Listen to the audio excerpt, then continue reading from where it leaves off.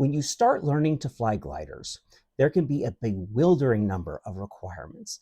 You're not sure exactly what you're expected to know or be able to do in order to get your glider license. But the FAA has actually broken down that process into a distinct number of steps or phases. At each level, you're expected to be able to know and do more. And if you understand this process, you can go through it and feel a lot more confident that you're learning what you need to know when you need to know it. At first, when you're flying, your world is seen almost as if through a straw, tiny, and you're hyper-focused on what's just right in front of you. But as time goes on, the world gets bigger.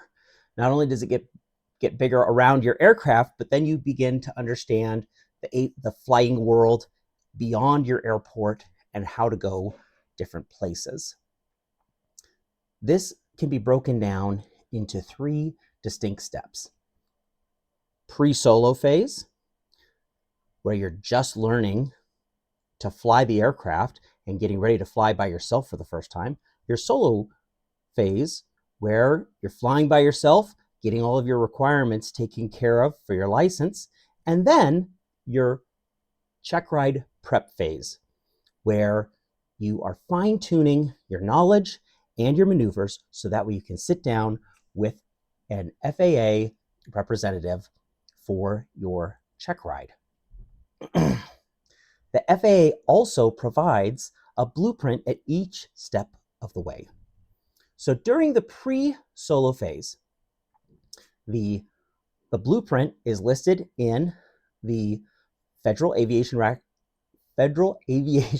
Regulations, Part 61.87.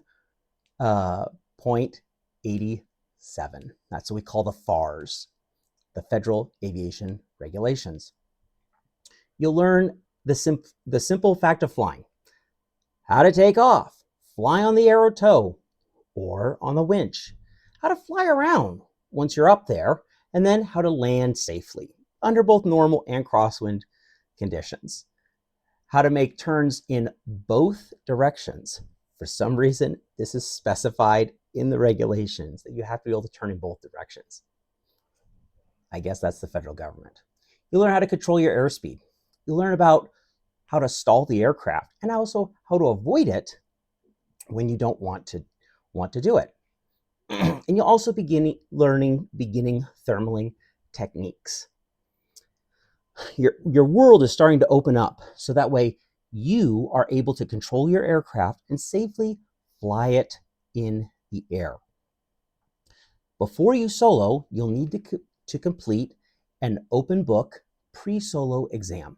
This will have you look at the relevant regulations to your airport and your operation, as well as the manual for your particular glider to understand its capabilities and its limitations. This starts getting you familiar with the tools that you'll use for the rest of your pilot career. As an instructor, the bottom line that I'm looking for during the pre-solo phase is I want to make sure that you can take off, fly, and land yourself safely and consistently. During the solo phase, we look a little bit later on in those same Federal Aviation Regulations. Now, I expect you to perform all the maneuvers that the FAA wants you to do as a private pilot. You'll also start learning about aeronautical charts, understanding the weather, how to get weather briefings, and how that applies to if you should fly at all, and what you can expect when you do fly. You should be able to use the performance charts for your glider successfully, and then understand the different types of terrain and how they can affect both soaring as well as safety. This all combines together so that way you can start thinking about short cross-country flights in the vicinity of the airport.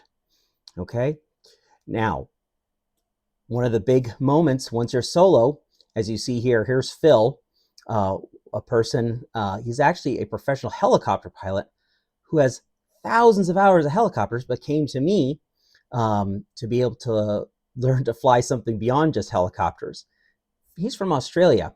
One of the biggest things that you'll see again and again is the tradition of cutting off the shirt tails, the back of someone's shirt.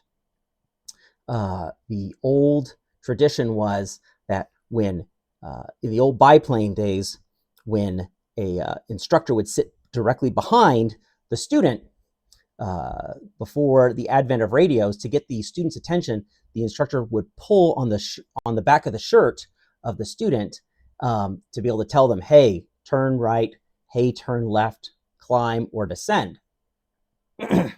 And cutting off the shirt tails is a tradition of saying that the student no longer needs to hear the instructor's advice when they're pulling on the back of their shirt. It's a tradition that doesn't exist in Australia. And when Phil soloed here in the United States with me, we did it, and he absolutely loved the tradition and was very happy to get his shirt cut up and to have his name and the date written on there. So at this stage of flying, during the solo phase, I really want to be able to see that you can put together all the necessary information to have a safe flight. Understanding your aircraft, understanding the environment, the weather, and be able to put that all together to make your own good decisions about flying. Finally, once you have your check ride either scheduled or close to having it scheduled, you're going to really start fine-tuning your flying.